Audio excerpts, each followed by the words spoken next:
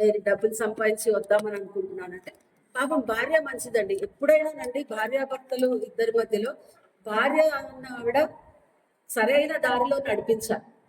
అలా కొంతమంది ఉంటారు, కొంతమంది ఏమో సరే డబ్బు వస్తుంది కదా సరే వెళ్ళండి అంటారు. కానీ ఇక్కడి భార్యామణి చాలా మంచిది.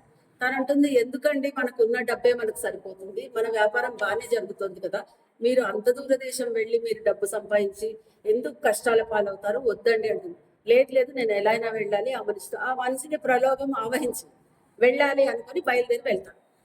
అలా వెళ్తున్నప్పుడు సరే జాగ్రత్తగా ఉండండి అన్ని జాగ్రత్తలు చెప్తారు. ఇద్దరు 2 గుర్రాల మీద బయలుదేరుతారు.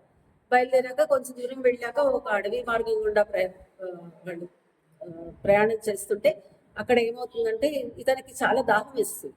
మన వ్యాపారి దాహం వేస్తే ఆ పక్కన అతనికి అంటాడు, నాకు చాలా దప్పికగా ఉందంటే ఇక్కడే పక్కన సెలయేరు ఉంది, నువ్వు వెళ్ళి నీళ్లు తాగేసిరా, నేను చూస్తూ ఉంటాను నీ గుర్రాన్ని నీ ధనాన్ని అంటాడు. సరే బాగా పరిచయమైన వ్యక్తి అతను నమ్మి వెళ్ళడంలో తప్పేముంది అనేసి వెళ్తాడు. అక్కడికి వెళ్ళగానే అతనికి ఆ ఎండ తాకిడికి అతను తట్టుకోలేక కొద్దిగా స్నానం చేసి వెళ్తే బాగుంటుందని స్నానం కూడా చేసి హాయిగా వెళ్తాడు. అతను అక్కడ వెళ్ళేసరికి మొత్తం అతను ఆ గుర్రంతో ఆ ధనంతో ఆ మనిషి పరారైపోయాడు. అయ్యో తొందరపడ్డానే అప్పుడు అనుకుంటాడు ఒకసారి. కానీ ఒక్కసారి తొందరపడ్డాను అని అనుకున్నాక మరోసారి పడకుండా ఉన్నాడా అంటే లేదు. మనిషి స్వభావం ఇక్కడ వివరిస్తున్నాడు. అతనికి అప్పటికే చాలా ఆకలిస్తూ ఉంటుంది, అలాగే పడుకుని నిద్రపోతాడు. 4-5 అవర్స్ అయ్యాక ఏమవుతుందంటే అక్కడ అతను కూర్చున్న ఒక చెట్టు తొర్రలో ఏదో తళతళ మెరుస్తూ కనిపిస్తుంది. అదేం కనిపిస్తోంది అని చూస్తే ఒక తాళం చెవి కనిపిస్తుంది. ఇది దేంటి తాళం చెవి ఉంటుంది అనేసి దాన్ని తీసుకొని అలాగే అడవి గుండా నడుస్తుంటాడు. అక్కడ ఒక పెద్ద మహల్ లాగా కనిపిస్తుంది. ఒకవేళ ఈ తాళం చెవి ఆ మహల్ దై ఉండొచ్చేమో అని ఏం చేస్తాడు, సరే ప్రయత్నించడంలో తప్పు లేదు అనేసి తాళం చెవి పెట్టి చూస్తే తలుపు తెచ్చుకుంటుంది. వెళ్తాడు లోపలికి. వెళ్తే హాయిగా అక్కడ జనాలు నివసిస్తున్నట్టే ఉంది, మనుషులు తిరిగినట్టే ఉంది. ఒక టేబుల్ మీద అన్ని తిండి పదార్థాలు పళ్ళు అన్ని పెట్టుంటారు. సరే అక్కడ ఆకలిస్తుంది కాబట్టి కూర్చొని తింటాడు. తిన్నాక ఒక మెత్తని తిండి ఉంటుంది, దాన్ని తల పెట్టుకొని నిద్ర కూడా పోతుంది. సడన్ గా అతనికి మెలకు వస్తుంది. మెలకు వచ్చినప్పుడు ఏమవుతుందంటే తలుపులు కొడుతుంటారు ఎవరు, తలుపు తెరయకుండా లోపలికి వెళ్ళి గడియ పెట్టేస్తాడు ఎవరు వచ్చారో అడవిలో ఎందుకు అనేసి. అప్పుడు ఏం చేస్తాడు ఆయన, ఇప్పుడు బయట ఏదో గోలగోలగా వినిపిస్తూ ఉంటుంది. కత్తులతో కొట్టుకోవడాలు, ఇట్లా ముష్టి యుద్ధాలు అవన్నీ వినిపిస్తాయి. ఎక్కడికి వచ్చానో తెలియట్లేదని కొంచెం భయం వేస్తుంది. అయినా నేను లోపలే ఉండిపోతాను, తలుపులైతే తీయను అని అలానే ఉంటాడు. అలాగే చాలాసేపు అయ్యాక అక్కడ గట్టిగా ఒక పెద్ద అరుపు వినిపిస్తుంది. తర్వాత అంతా సద్దుమణిగిపోతుంది. ఏం చేయాలి అనేసి అలాగే పడుకొని నిద్రపోతాడు. 2 రోజులు అయ్యాక రాజభటులు వస్తారు. వచ్చి తలుపులు బద్దలు కొట్టి ఇతన్ని, నువ్వే ఆ మనిషిని చంపావు, తర్వాత ఇక్కడున్న మహారాణి గారి ముత్యాలహారం దొంగిలించావు అంటే, అయ్యో నాకు ఏ పాపం తెలీదు, నేను ఇక్కడ ఉన్నాను, నేనే ఒక క్లిష్ట పరిస్థితిలో ఉన్నాను, నన్ను ఇక్కడ వీళ్ళందరూ మా భార్యామణి వద్దట్టునా నేను వచ్చాను, నేను అట్లాంటి వాడిని కాదంటే ఏమీ వినకుండా తీసుకెళ్ళిపోయి అక్కడ అతనికి 16 సంవత్సరాలు కఠిన కారాగార శిక్ష విధిస్తాడు. ఎందుకంటే ఆ ముత్యాలహారం ఈయన పడుకున్న దిండు కింద ఉంటున్నారు. అందుకని నువ్వే దొంగ అని ప్రూవ్ అయింది కాబట్టి తీసుకెళ్లి అతన్ని 16 సంవత్సరాలు శిక్ష విధిస్తాడు.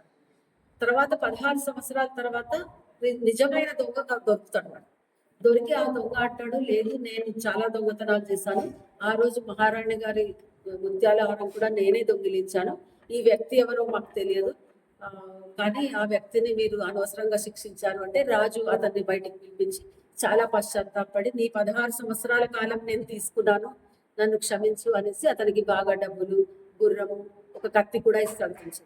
అవన్నీ ఇచ్చి తీసుకొని సరే రాజుగారికి ధన్యవాదాలు చెప్పి బయలుదేరుతాడు. ఇల్లు చేరుతాడు. అలా ప్రయాణం చేసేసి ఒక 1 నెల రోజులకు ఏమో చేరుతాడు. ఇల్లు చేరేసరికి తొందరపాటు చూడండి, 2 సార్లు తొందరపాటు పడ్డాడు. ఇప్పుడు 3వసారి మళ్ళీ తొందరపాటు పడతాడు. ఏమవుతుందంటే అక్కడ లోపలికి వెళ్ళి కిటికీలోంచి చూస్తే అక్కడ భార్య ఒక మంచం మీద పడుకొని ఉంటుంది, ఒక చివరన అలా తిరిగి పడుకొని ఉంటుంది. మంచానికి ఇటు చివర ఇంకొక యువకుడు పడుకొని ఉంటాడు, ఇటువైపు తిరిగి ఉంటాడు. వెంటనే ఇతని కోపం వచ్చేస్తుంది. నేను దేశాలు పట్టిపోయానని భార్య ఎవరినో పెళ్లి చేసుకున్నట్టుంది అలాగనేసి చాలా ఉగ్రుడైపోయి కత్తి తీస్తాడు. అప్పుడు భగవంతుడు అతనికి 3వసారికి జ్ఞానం ఇచ్చాడు. అప్పుడు అనుకుంటాడు, ఆల్రెడీ నేను 2 సార్లు తొందరపాటు పడి చాలా నష్టపోయాను, ఈ ఒక్కసారికి నేను అడుగుదాం, ఏమిటి ఎలా అతను ఎవరు అని అడుగుదాం అనేసి తలుపు కొడతాడు. తలుపు కొడితే భార్య వచ్చి తలుపు తీసి అతన్ని చూసి చాలా సంతోషించి, ఎన్నాళ్ళు ఏమైపోయారండి మీకోసం ఎంత నేను విచారించాను అంటే, అవును సరే నువ్వు ఎలా ఉన్నావు అంటే, అప్పుడు ఆ పిల్లాడిని పిలుస్తుంది. వాడు అతని కొడుకు. మీ కొడుకండి, మీకు వెళ్ళంగానే తెలిసింది నేను ప్రెగ్నెంట్ అని. మీకు చెప్పాలంటే మీరు రాలేదు ఎన్నో సంవత్సరాలు, 16 సంవత్సరాల యువకుడు మీ కొడుకు అంటే అతను కాళ్ళ మీద పడి దండం పెట్టుకుంటాడు తండ్రికి. అప్పుడు అతను మొట్టమొదట తన కొడుకుకి ఇచ్చిన ఉపదేశం ఏంటంటే, బాబు తొందరపాటు వల్ల నేను చాలా కష్టాలు పడ్డాను, చాలా నష్టపోయాను. జీవితంలో ఎప్పుడు తొందరపాటు అన్నది పడవద్దు అని అతను తన కొడుకుకి వివరిస్తాడు. సో ఈ తొందరపాటు అనే కథ మనకు కూడా కనువిప్పు కలిగించి, ఎప్పుడైనా అంటే అతనికి వచ్చిన సందర్భాలే మనకి రాకపోవచ్చు. వేరే సందర్భాల్లో కొన్నిసార్లు పిల్లలు ఏదో అల్లరి చేస్తుంటే కోపడతాం, కానీ వాళ్ళు ఎందుకు అలా చేస్తున్నారు, కొన్నిటికి మారం చేస్తారు పిల్లలు. అది కారణం ఏంటి అని తెలుసుకొని మనం వాళ్ళని మందలిస్తే బాగుంటుంది అని ఈ కథ ద్వారా ఒక నీతి మనం తెలుసుకున్నాం.